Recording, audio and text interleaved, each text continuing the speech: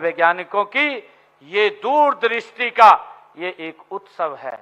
साथियों, आज ही हमने गोकुलपुरा जिला भिवानी में 64 एकड़ के क्षेत्र में 11 करोड़ 67 लाख रुपए की लागत से बने मोटे अनाज अनुसंधान केंद्र का भी आज उद्घाटन किया है।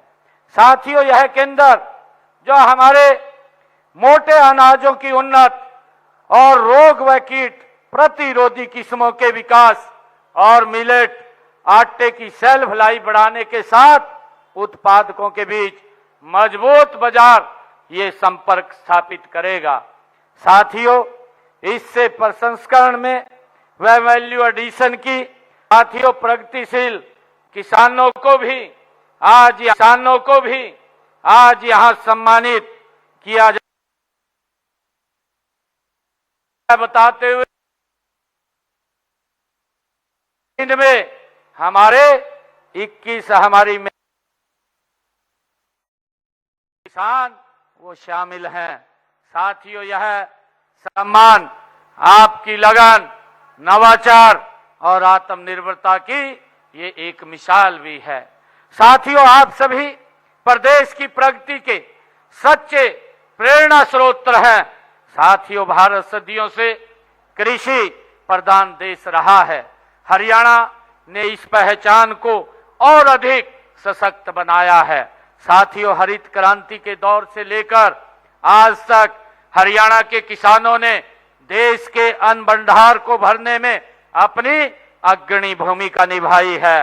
जब हम देखते हैं कि 1966 में हरियाणा एक अलग राज्य के रूप में जब ये अस्तित्व में आया, साथियों, तब खाद्यान्न उत्पादन सीमित था, संसाधन कम थे, चुनौतियां अधिक थी। लेकिन आज वही हरियाणा देश के खाद्यान्न भंडार में दूसरा सबसे बड़ा योगदान दे रहा है। साथियों, यह परिवर्तन आप किसानों की मेहनत, वैज्ञानिकों की शोध क्षमता और सरकार की दूरदर्शिता सोच के से ही ये संभव हुआ है। साथियों, आज जब हम विकसित भारत के संकल्प की ओर गति से आगे बढ़ रहे हैं, तो देश के यशस्वी प्रधानमंत्री आदरणीय नरेंद्र मोदी जी ने विकसित भारत 2047 का विजन हमें एक नई दिशा देता है। साथियों, यह विजन केवल शहरों के विकास का नहीं है, बल्कि गांव, गरीब और किसान के सशक्तिकरण का ये विजन है। साथियों, मैं पूरे विश्वास के साथ ये कह सकता हूं कि हमारे किसान भाई विकसित भारत का आधार स्तंभ है। इसलिए हमारी ये डबल इंजन की सरकार विकसित हरियाणा, विकसित भारत के संकल्प के साथ किसानों को केंद्र में रखकर कार्य कर रही है। साथियों, हम खेती को केवल आजीविका साधन नहीं, बल्कि एक सशक्त आर्थिक गतिविधि और उद्यम के रूप में विकसित करने के लिए हम प्रतिबद्ध हैं। साथियों, आज कृषि के सामने नई चुनौतियां भी खड़ी हैं। इनमें भूमिगत जल का गिरता स्तर, साथियों, और मृदा की घटती उर्वरता और जलवायु परिवर्तन के कारण अनिश्चित मौसम और खेती की बढ़ती लागत इसमें शामिल है। ये सभी हमें आज सोचने पर ये मजबूर करते हैं कि अब हमें पारंपरिक खेती के साथ साथ आधुनिक व सशक्त खेती को भी आज बढ़ाना होगा। साथियों, सतत कृषि का अर्थ केवल उत्पादन बढ़ाना नहीं है, बल्कि संसाधनों का संरक्षण करते हुए आने वाली पीढ़ियों के लिए खेती सुरक्षित रखना है। यही इस मेले की थीम भी है, सतत कृषि समृद्धि की राह। साथियों, मुझे यह कहते हुए एक गर्व भी हो रहा है कि चौधरी चरण सिंह कृषि विश्वविद्यालय इस दिशा में अग्रणी भूमिका ये निभा रहा है। इस विश्वविद्यालय ने न केवल सैकड़ों उन्नत किस्में विकसित की है, बल्कि जल संरक्षण, मृदा स्वास्थ्य, फसल विविधीकरण और जलवायु स्मार्ट कृषि के क्षेत्र में उल्लेखनीय कार्य भी चौधरी चरण सिंह यूनिवर्सिटी के हमारे वैज्ञानिकों ने किया है। साथियों, यहाँ विकसित की गई नई नई तकनीकें जैसे ड्रिप और स्प्रिंकल्स इरिगेशन, प्राकृतिक खेती, जैविक खेती, आधुनिक कृषि अंतर किसानों के लिए एक नई उम्मीद लेकर के ये आए हैं। विश्वविद्यालय द्वारा विकसित मशीनें जैसे रीडर, गन्ना श्रेडर और ई ट्रैक्टर खेती को आसान, सस्ता और पर्यावरण के अनुकूल ये बना रहा है। साथियों, आज समय की मांग है कि हम धान गेहूं की पारंपरिक चक्कर से आज बाहर निकलने की हमें आवश्यकता है और आज दलहन, तिलहन, बागवानी और अन्य फसलों की और बढ़े। इससे न केवल भाई बहनों की आय बढ़ेगी बल्कि मृदा और जल संसाधनों का भी ये संरक्षण होगा। साथियों, मुझे खुशी है कि हमारे देश के कृषि मंत्री आदरणीय शिवराज चौहान जी ने एक योजना विशेष तौर से चलाई है जो मध्य प्रदेश से अभी उन्होंने पिछले दिनों लॉन्च किया था। उन्होंने राष्ट्रीय कृषि विकास योजना, इस योजना को मध्य प्रदेश से लॉन्च किया और उन्होंने जो एक आत्मनिर्भर मिशन दलहन के अंतर्गत उन्होंने 16 करोड़ 66 लाख रुपए इसके बढ़ावा देने के लिए दलहन को उन्होंने रिजर्व किए हैं और इसी प्रकार तिलहन को बढ़ाने के लिए 25 करोड़ रुपया वो रिजर्व किया है ताकि इस धान और गेहूं के चक्कर से हम दलहन की तरफ आम गति से बढ़ सकें। साथियों, जल संरक्षण को हमें एक जन आंदोलन आज बनाने की आवश्यकता है। पानी बचाओ, भविष्य बचाओ केवल नारा नहीं है बल्कि हमारी जिम्मेवारी है। साथियों, सूक्ष्म सिंचाई और वर्षा जल संचय को अपनाकर हम आने वाली पीढ़ियों के लिए पानी बचा सकते हैं। साथियों, हरियाणा सरकार किसानों के हित में लगातार ठोस कदम उठा रही है। हमारा प्रयास है कि किसान को उसकी फसल का उचित मूल्य मिले, उसकी आय बढ़े, उसका जीवन स्तर ऊंचा उठे। इसके लिए हम फसल विविधीकरण, बागवानी, पशुपालन और कृषि आधारित उद्योगों को हमारी सरकार निरंतर बढ़ावा दे रही है।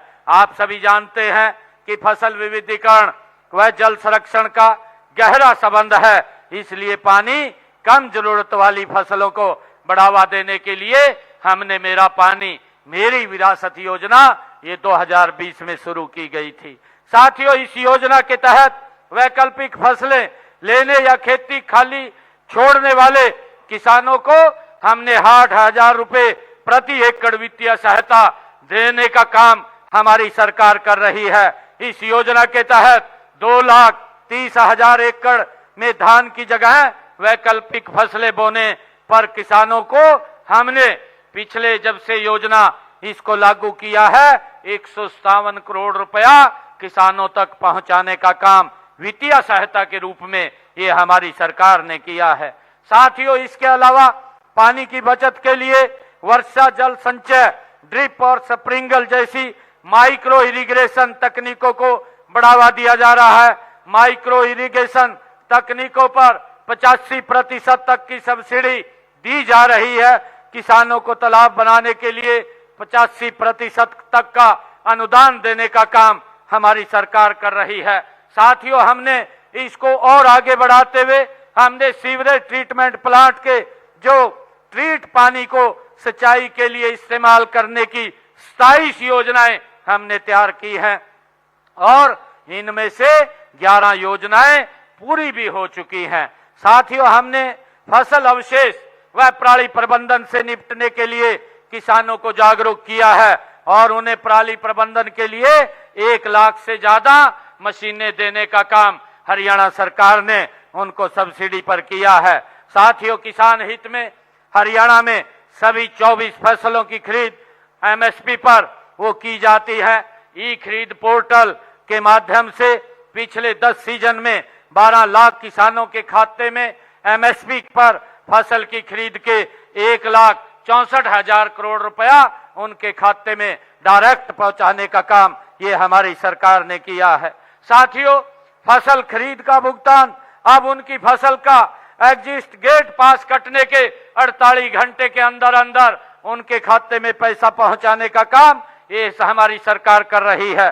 साथियों, प्रधानमंत्री किसान सम्मान निधि आदरणीय नरेंद्र मोदी जी ने अभी पिछले दिनों 22वीं किस्त डालने का काम किया और मुझे खुशी है कि हरियाणा के 20 लाख किसानों के खाते में अब तक आदरणीय प्रधानमंत्री किसान सम्मान निधि के माध्यम से 7,562 करोड़ रुपया उनके खाते में राशि डालने का काम ये हरियाणा सरकार और केंद्र सरकार ने किया है।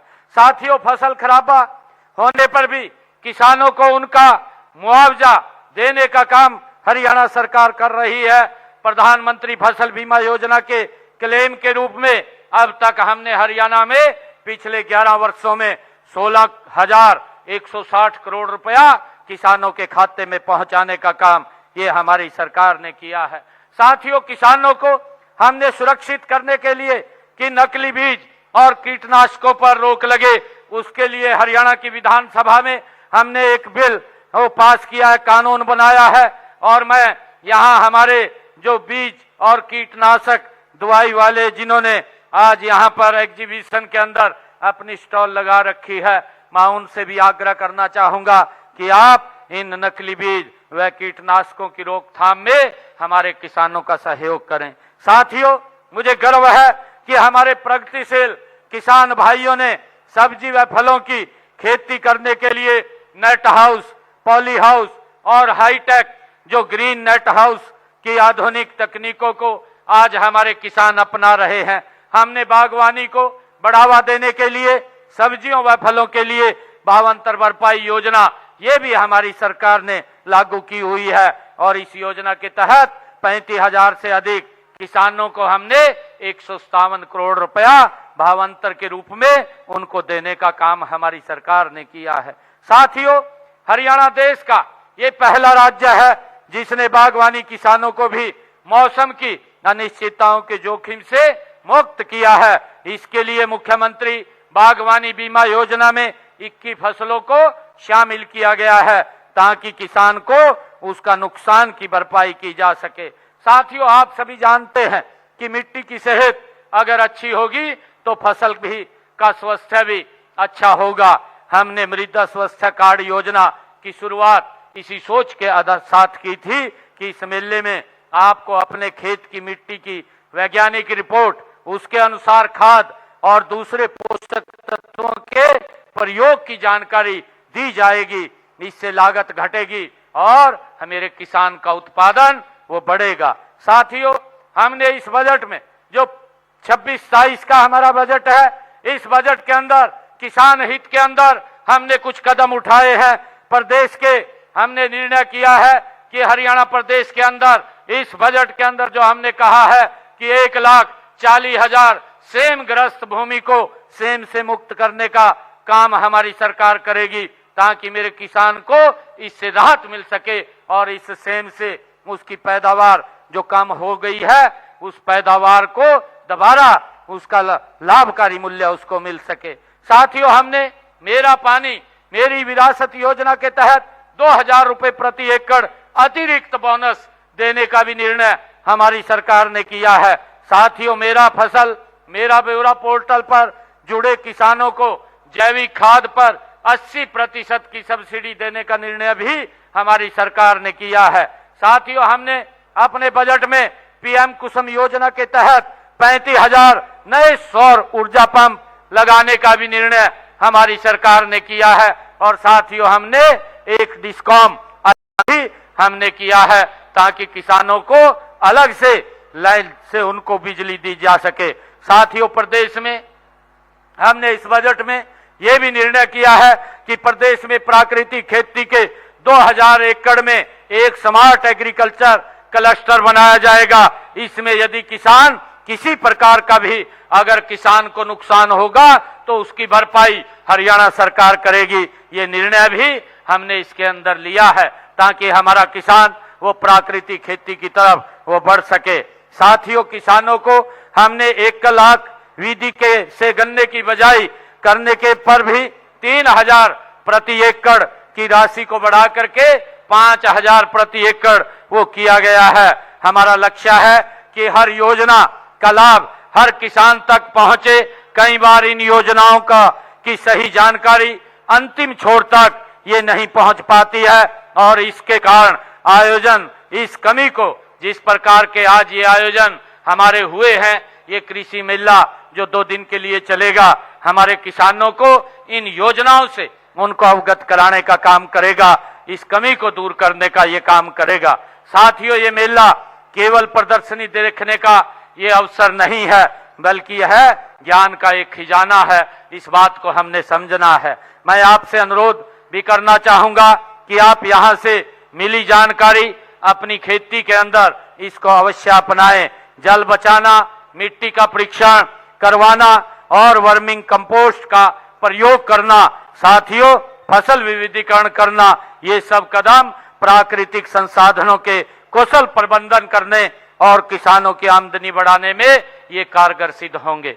साथियों, मैं विशेष रूप से अपने युवा किसान साथियों से भी मैं ये कहना चाहता हूं कि कृषि में अब ड्रोन तकनीक, आर्टिफिशियल इंटेलिजेंस और डिजिटल प्लेटफॉर्म का उपयोग हो रहा है।